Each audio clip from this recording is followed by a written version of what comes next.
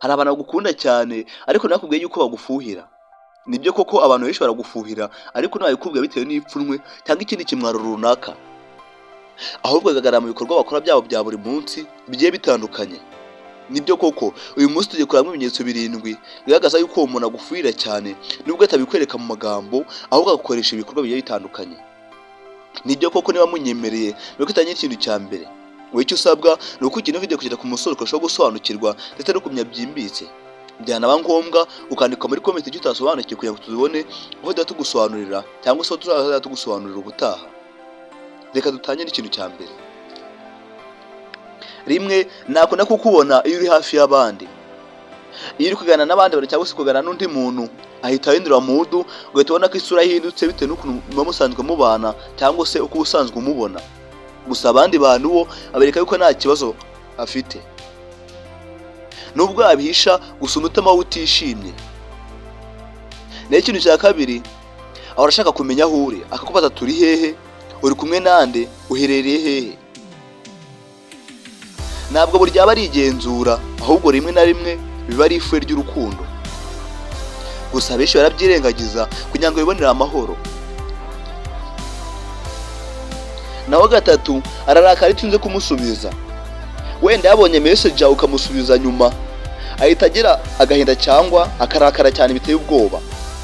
Ibyo bikunze kubaho ni handi uzasanga atungutse mu rugo arakaye cyane bitewe n'uko wari usanzwe umubona, cyangwa se amagambo yose umubaza akagusubiza asa nk'umucyurira cyangwa se asa n'ugucyurira. Icyo nicyo kizabikubwira cyane. Gusa benshi tukabyirengagiza cyangwa se tukabyima amaso. Naho kane, yita cyane ku bantu bakwegereye. Iyo hari umuntu mushya ukubaye hafi, ayibona cyane vuba cyane rwose,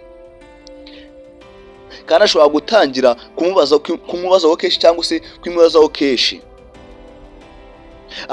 Amakuru make cyangwa se ibintu buto bugiye bitandukanye, hagira ikintu amubwira kikwerekeyeho maka akika gashya cyane.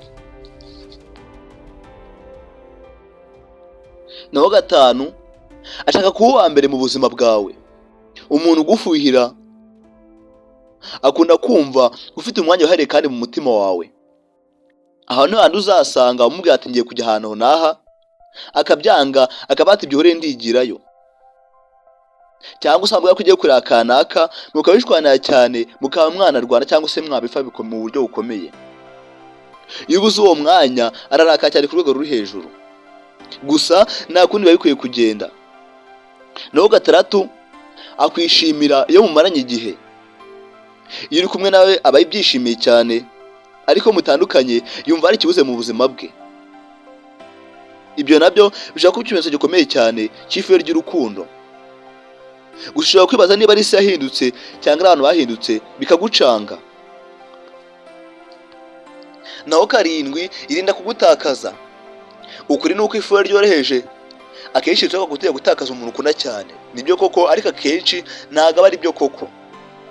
Muri Bibiliya haranditse ati urukundo rugira neza kandi rurihangana. Aho ni Abakorinto 13:4.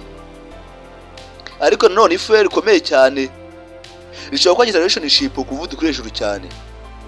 Ubwo rero ni ngombwa kugira urukundo rufite icyizere ndetse n'ubwubahane, kubera ko ibyo ni ingenzi cyane kurusha ibindi byose. Gusa ntibikurikizwa. Niba ubona ibimenyetso byinshi ku muntu, bishobora kuba ikimenyetso gikomeye cy'uko agukunda cyane kandi agufuhira. Gusa buri gihe ntabwo ugira ingaruka nziza, hari igihe bigira ingaruka mbi bitewe n'iryo fuhe. Ariko none wibuke yuko urukundo nyarwo rugomba kujyana n'icyizere. Nibyo koko ni ingenzi. Ariko nanone kagira akantu mbibariza. Wowe hari umuntu ugeze kugira cyangwa se kugira ifuhe rikomeye cyane? Andika muri comment cyangwa andika muri comment bitewe n'uko byumva, twiganirire. Yandikije kuri cyane kuri kutavugwa kugira ngo tuzacikwa n'indi video ikomeye cyane, cyangwa se n'ibindi biganiro bishyashya. Urukundo heartbreak, psychology y'urukundo ndetse iri kuri kutavugwa. Kukwandikisha mvuga n'ukana subscribe ndetse na like. Mbese ko ni video zakurikira zabikomeye cyane, azaba ari umuriro.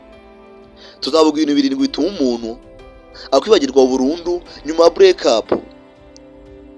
Gusa cyangwa gushishikariza ntuzacikwe, bizari umuriro kandi bizaba biryoshye cyane.